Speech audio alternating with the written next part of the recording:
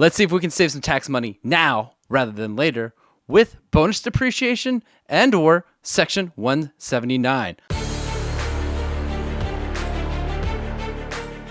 In this video, we're going to cover a couple things. We're going to cover tax depreciation methods. We're going to go over 3 main types of tax depreciation. We're going to specifically dive deeper into bonus depreciation. We're going to dive deep into Section 179 depreciation. And also, we're going to cover this concept of recapture if you end up selling an asset with accelerated depreciation. Last but not least, we're going to look at net loss situations. If you come across a net loss because of accelerated depreciation, you're going to want to know what methodology to use in that situation. That'll be the last thing we cover, so stay tuned to the end. First, we got to cover MACRS, Modified Accelerated Cost Recovery System. This is your normal tax depreciation. There is tax tables related to MACRS depreciation. Now, I know the word accelerated is actually in the acronym, but this is your standard depreciation method for the IRS. There's tables that are set up that you can reference to figure out what the MACRS depreciation is. If you're not familiar with tax depreciation, you're just familiar with straight line depreciation, which is primarily what GAAP is going to use, I will link a video in the description that'll go over the difference between tax depreciation and GAAP depreciation.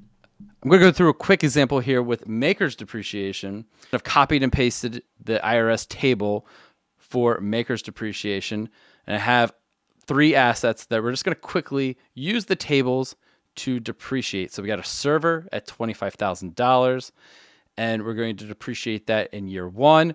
So that's a 5-year asset. So I'm going to take 20% of the depreciation in year 1, according to the table. I'm going to do the same thing for my truck here. It's another 5-year asset. I'm going to take 20% of the depreciation in year 1. Now I've got some furniture here. That's MACRS depreciation using the tables that are set out by the IRS to depreciate any capital assets on your balance sheet.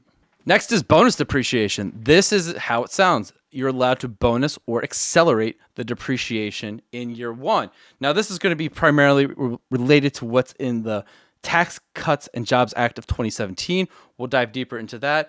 But here's an example of bonus depreciation. We're going to take our same assets here. We got the MACRS depreciation already layered in, and we're going to bonus depreciate these assets according to our schedule. Now, since it's 2023 when I'm shooting this video, we're allowed to bonus 80% of the cost if the asset's placed in service that year. Next on the list is Section 179, another accelerated depreciation methodology. This allows you to expense the entire cost of the asset in the year that it was placed in service. There are more limitations surrounding Section 179. We'll go through that. But here's an example of Section 179 compared to MACRS and compared to bonus depreciation. In this situation, for our server, truck, and furniture, we can take 100% of the cost or the deduction in the year that it was placed into service. All right, before we dive into the specifics related to Section 179 and bonus depreciation, I want to cover the 2 primary categories related to assets that will be depreciated. One is going to be Section 1245. This is going to be your personal property. These will be items like furniture, equipment, even intangible personal property such as patents and licenses. These are going to be personal property items under Section 1245.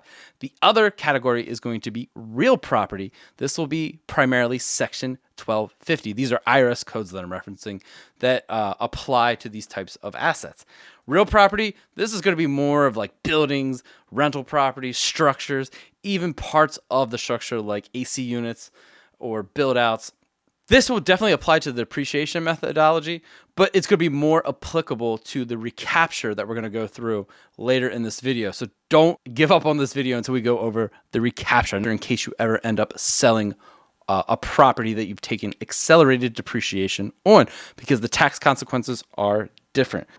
All right, let's go over bonus depreciation and how it works. So bonus depreciation, as we've kind of already alluded to, is it accelerates the depreciation to allow a business to expense a larger portion of a eligible asset's cost in year 1. Now, these assets need to apply to a trade or business or some sort of production of income. If it just relates to your own personal property that's not business related or generates revenue, you can't depreciate it, you can't deduct it. That's just something you own.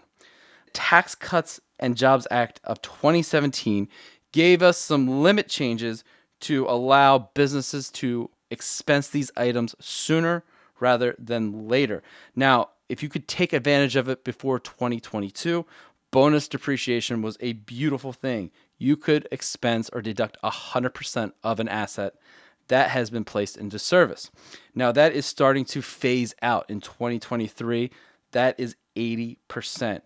The IRS is going to continue phasing this out until 2027 when it's 0% for bonus depreciation. But right now, 2023, you can take 80% of a deduction for an asset placed in service in 2023, 60% in 2024, 40% in 2025, and then 20% in 2026. Now, my guess is Congress or somebody will enact a new law that will either bring this back or kill it, but we'll have to see what happens. Right now, that's the rules that we are working with. I'm going to go through a very simple example here using a very simple P&L. We're going to use the same 3 assets from the beginning of this video, and I want to show you the difference between bonus depreciation and MACRS depreciation. Bonus depreciation, we're able to bonus almost $70,000 using bonus depreciation. Now, most situations, I think this is going to make sense, but you do need to check your facts and circumstances and strategically align them to get the most benefit out of your depreciation strategy. I do want to mention that bonus depreciation is going to apply to the majority of MACRS depreciable assets that are under 20 years. If it goes beyond 20 years, you got to look at the rules. More than likely, it's not going to be able to get bonus depreciation. If it's an under 20-year asset, more than likely you can get bonus depreciation on that asset. Section 179, very similar concept to bonus depreciation. There isn't any of this phase-out concept that's happening because of the Jobs Act that was approved in 2017. Section 179 is here to stay. This allows you to expense 100% of the cost of the asset that you purchased in the first year, as long as you meet the certain guidelines. So let's just go through some specifics related to Section 179. Section 179 allows a taxpayer to deduct a set dollar amount of the qualified business property each year. You can take 100% of it. It applies to property used in an active trade or business. You can't take something you just bought personally and get a tax deduction for it. You got to be using it in an active trade or business. 100% of that asset can be deducted in year 1. It's generally going to apply to Section 1245 personal property assets, but there are some exceptions for Section 1250 real property. Sometimes you can bifurcate out pieces of real property, like maybe an AC unit in this situation, and you're able to Section 179 that piece of the real property. Section 179 also has limits where bonus depreciation didn't. Section 179 limits for 2023, you can Section 179 $1,160,000 of capital assets in 2023, but you cannot have assets greater than $2,897,000. For 2024, you cannot deduct more than $1,220,000, and your purchases cannot exceed $3,050,000 related to capital assets in 2024. So there are limits on Section 179 expensing. If you have a ton of fixed assets, you might be phased out and you might not be able to get the full benefit of Section 179. So we have go back to a very simple example, very simple P&L. We have our 3 assets that we bought, and we're going to Section 179 those assets. We're going to take the full expense in 2023. So we're going to get the full $82,500 of costs deducted in 2023. Out of the 3 methodologies in this very simple example, we're getting our most bang for buck with Section 179. We're able to take the full deduction of those assets in 2023. We have the lowest amount of taxable income related to those assets. Let's talk depreciation recapture.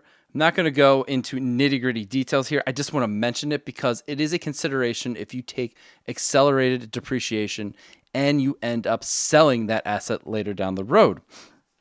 So let's talk section 1245.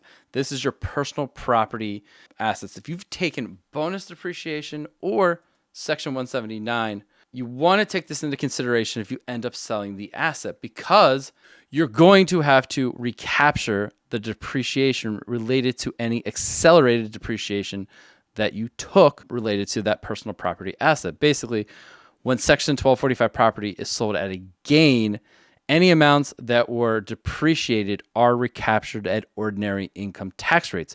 Since you got a deduction that lowered your ordinary income tax rates, they want to recapture that depreciation at ordinary income rates as well. Anything over and above the depreciation that you have taken, whether that was allowed or allowable, is going to be a capital gain. These are just going to be different tax rates that you're going to be charged related to recapturing the accelerated depreciation and then also recognizing the gain that's over and above what you paid for the asset. This is a very simple example. We have sold our truck. We sold it for $60,000. We paid $45,000. We've taken the full $45,000 of depreciation expense already. So our cost basis or adjusted basis is zero.